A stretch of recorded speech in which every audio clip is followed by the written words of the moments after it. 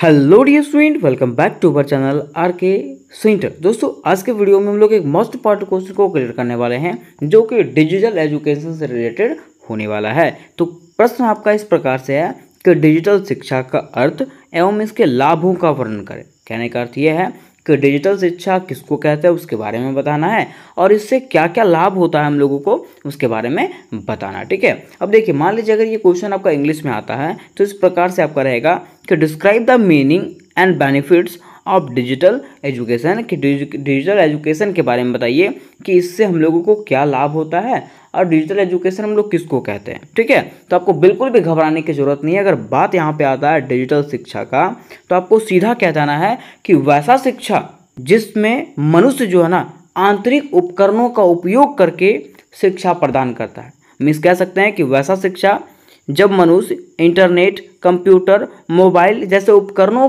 के माध्यम से शिक्षा प्राप्त करता है तो उसी को हम लोग क्या कहते हैं, डिजिटल शिक्षा। डिजिटल का मतलब क्या होता है, आधुनिक, है ना। क्या लोग पहले जैसे पढ़ना चाहता है?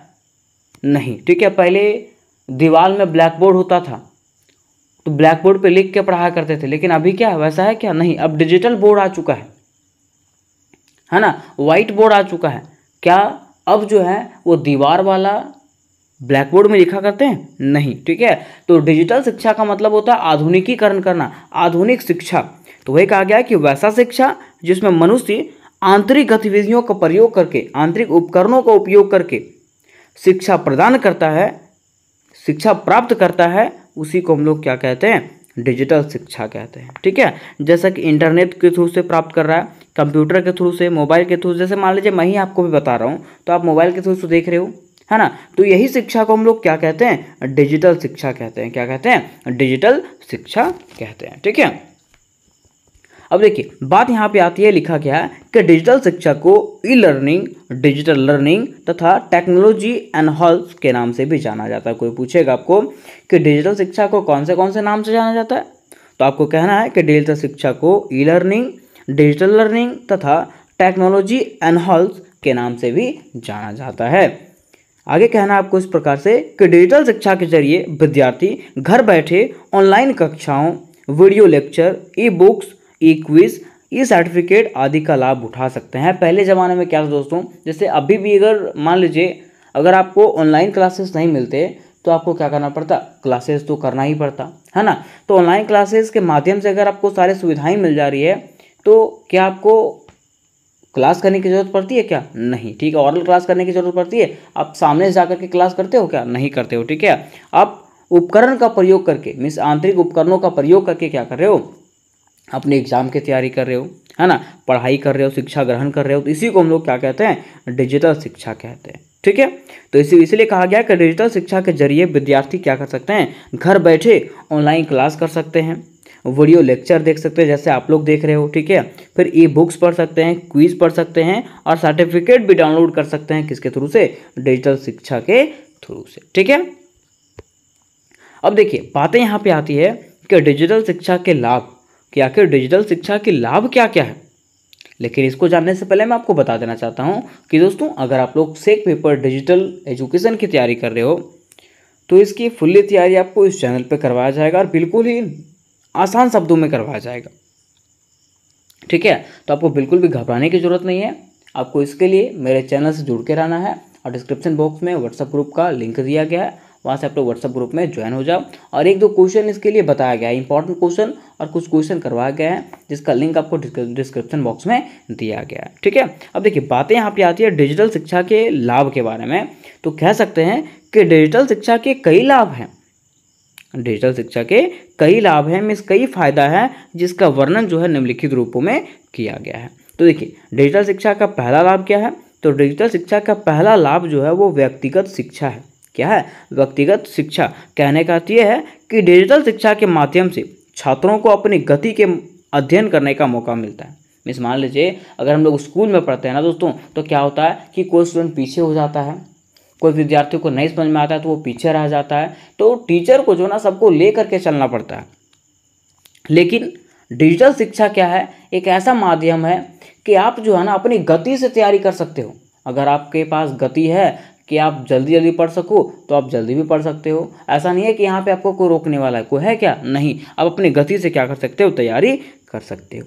कहा गया कि ऑनलाइन प्लेटफॉर्म पर विभिन्न प्रकार के संसाधन उपलब्ध होते हैं जो छात्रों के विभिन्न आवश्यकताओं को पूरा करते हैं, जैसा कि video lecture, PDF notes, quiz और इंटरैक्टिव गेम्स। ये सब सारे सुविधाएं जो है डिजिटल शिक्षा के माध्यम से विद्यार्थियों को प्राप्त होती है।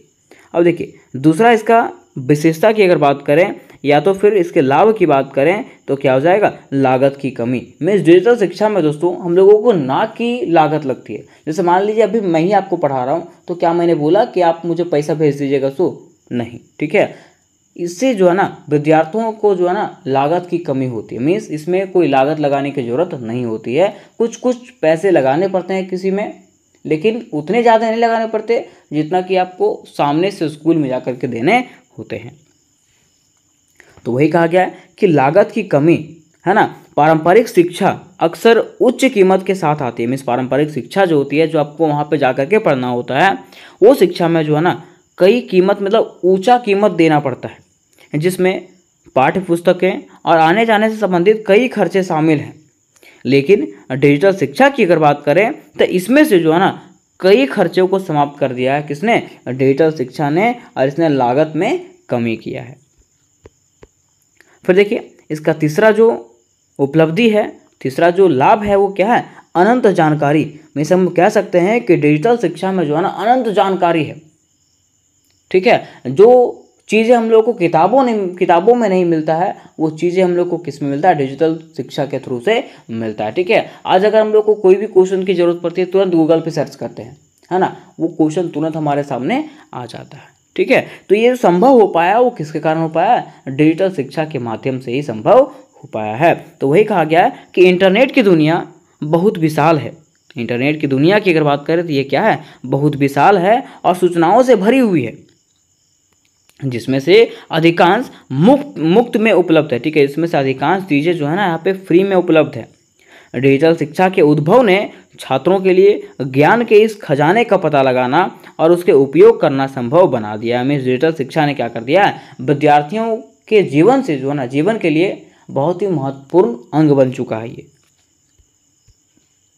अब देखिए, इसका चौथा लाभ है पर्यावरणीय लाभ। क्या है, पर्यावरणीय लाभ। कहने का अर्थ यह है कि डिजिटल शिक्षा से हमारा पर्यावरण को भी लाभ पहुंचा। कैसे? देखिए, कहा गया कि डिजिटल शिक्षा के उपयोग से पेड़ों से बने कागजों में कमी आई है और अब लोग जो है ना उपकरणों से ही पढ़ाई करते हैं और उसी में नोट्स बनाते हैं। जैसे मान लीजिए मैं ही, ठीक है, मैं क्या करता हूँ, फ़ोन में ही अपना नोट्स बनाया करता हूँ, ठीक है। कॉपी किताब की उतनी ज़रूरत पड़ती नहीं है, ठीक है। तो इससे कागजों में तो कमी आई है ना, पेड़ पौधों की जो कटाई होती थी उससे जो पेज बनते थे उसमें भी तो कमी आई है।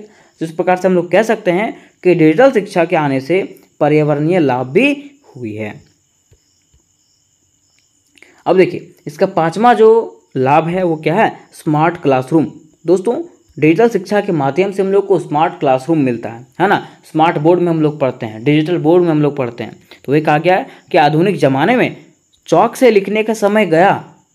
क्या अब के ज़माने में कोई चौक से लिखता है? नहीं। अब आधुनिक युग आ चुका है जिसमें से शिक्षक जो है ना डिजिटल बोर्ड का प्रयोग करते हैं, जिसमें छात्रों को समझाना बेहद आसान होता है। तो कह सकते हैं कि आज के ज़माने में जो है ना डिजिटल शिक्षा के माध्यम से हम लोग स्मार्ट क्लासरूम में पढ़ सकते हैं।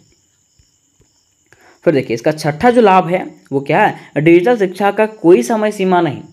डिजिटल शिक्षा एक ऐसा शिक्षा है जिसका कोई समय सीमा नहीं है। ऐसा नहीं है कि आपको 8 बजे पढ़ना है तो 8 ही बजे पढ़ना है, 9 बजे पढ़ना है तो 9 ही बजे पढ़ना है। आप कभी भी डिजिटल शिक्षा के माध्यम से अपनी पढ़ाई को पूरी कर सकते हो। तो वही कहा गया कि डिजिटल शिक्षा के बारे में सबसे अच्छी बात यह है कि उपयोगकर्ता के अनुकूल है। यह जो है ना उपयोगकर्ता के अनुकूल है। आप कहीं भी हो, आप अपने पाठ्यक्रम को बहुत आसानी से पढ़ सकते हो, चाहे आप कहीं भी हो, ठीक है, कुछ भी कर रहे हो, लेकिन आप अपने पाठ्यक्रम को, सिलेबस को जो है आसानी से कंप्लीट कर सकते हो, ठीक है।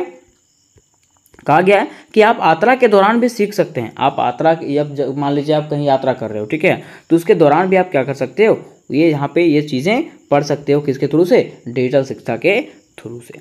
अब देखिए, बात यहाँ पे 7वां पॉइंट का आता है। तो 7वां इसका लाभ है साझा करने में आसानी। साझा मतलब समझते हैं, बांटने में आसानी, है ना। कहा गया है कि पारंपरिक शिक्षा प्रणाली काफ़ी हद तक छात्रों के हाथ से लिखे नोट्स की मोटी नोटबुक बनाए रखने पर निर्भर करती है, जिसमें कक्षा के शिक्षकों द्वारा प्रदान की गई या पुस्तकालय में व्यापक शोध के माध्यम से प्राप्त जानकारी शामिल होती है। इस कहा गया कि अगर हम लोग पहले की बात करें तो पहले जब टीचर पढ़ाते थे ना स्कूल में, तो उसका जो है हम लोग को नोट्स बनाना पड़ता था, मोटी मोटी कॉपियों में नोट्स बनाना पड़ता था, ठीक है। लेकिन अब जो है आधुनिक युग आ चुका है, अब जो है हम लोग अपने फ़ोन में ही, अपने कंप्यूटर में ही, अपने लैपटॉप में ही क्या कर सकते हैं, नोट्स बना के रख सकते हैं। तो वही कहा गया कि लेकिन आधुनिक डिजिटल शिक्षा प्रणाली सब कुछ बदल दिया है। अब जानकारी को संरक्षित करना और साझा करना केवल एक क्लिक दूर है। अगर हम लोग क्लिक करेंगे तो वो तुरंत क्या हो जाएगा, सेव हो जाएगा, जिससे छात्रों का काफ़ी समय और शारीरिक श्रम बचता है, ठीक है। तो ये इसका 7वां फायदा था। अब देखिए इसका 8वां जो फायदा है, यहाँ पे 7 ही आ गया, यहाँ पे 8 होगा, ठीक है। 8वां जो फायदा है वो गृह कार्य को जल्दी समाप्त करना। मान लीजिए अगर आपको कोई होमवर्क मिलता है तो होमवर्क को जो है ना आप क्या कर सकते हो, तुरंत समाप्त कर सकते हो। किसके थ्रू से, कंप्यूटर के थ्रू से, लैपटॉप के थ्रू से, मोबाइल के थ्रू से, है ना। तो ये कहा गया कि कहा जाता है कि डिजिटल शिक्षा के इस आधुनिक युग में पेन और पेंसिल की बजाय टैब, लैपटॉप और नोटपैड की उपयोगिता ने क्या किया, बच्चे के अपने कार्यों को कम समय में पूरा करने में मदद करता है, ठीक है। मीन्स अपने होमवर्क को पूरा करने में मदद करता है। तो इस प्रकार से दोस्तों हम लोगों ने डिजिटल शिक्षा के लाभ को जान लिया, ठीक है। अब यहाँ पे बातें आती है डिजिटल शिक्षा की विशेषताएं की। क्या कि बताइए कि डिजिटल शिक्षा की क्या क्या विशेषताएं हैं, है ना। तो लिखना इस प्रकार से है कि डिजिटल शिक्षा से विद्यार्थी अपनी पसंद के विषय और कोर्स को आसानी से चुन सकता है। डिजिटल शिक्षा एक ऐसा माध्यम है ना जिसके थ्रू से विद्यार्थी क्या कर सकता है, अपनी पसंद का जो उसको पढ़ने का मन है, जैसे मान लीजिए मेरा फेवरेट इंग्लिश है, ठीक है, तो मैं इंग्लिश सब्जेक्ट पढ़ूंगा, है ना। तो वो अपने पसंद से जो भी विषय चाहे वो आसानी से चुन सकता है और पढ़ सकता है। दूसरा इसका फायदा है कि डिजिटल शिक्षा से विद्यार्थी अपने समय और स्थान के अनुसार शिक्षा ले सकते हैं। डिजिटल शिक्षा एक ऐसा माध्यम है जिसके थ्रू से विद्यार्थी जो है ना कहीं भी और कभी भी क्या कर सकते हैं, शिक्षा ग्रहण कर सकते हैं, ठीक है। फिर देखिए तीसरा इसका उपलब्धि है, तीसरा इसका विशेषता है कि डिजिटल शिक्षा से विद्यार्थी शिक्षकों और अन्य विद्यार्थियों से ऑनलाइन संवाद भी कर सकते हैं, है ना। डिजिटल शिक्षा एक ऐसा माध्यम है जिसके थ्रू से क्या कर सकते हैं, विद्यार्थी जो है अपने शिक्षकों से और अन्य विद्यार्थियों से जो है ऑनलाइन बातें भी कर सकते हैं। नेक्स्ट पॉइंट पे कहा गया कि डिजिटल शिक्षा से विद्यार्थी अपने ज्ञान और कौशल को बढ़ा सकता है। इसका नेक्स्ट विशेषता क्या है कि डिजिटल शिक्षा से विद्यार्थी जो है ना अपने ज्ञान को बढ़ा सकता है, उसके साथ साथ अपने कौशल को भी बढ़ा सकता है, ठीक है।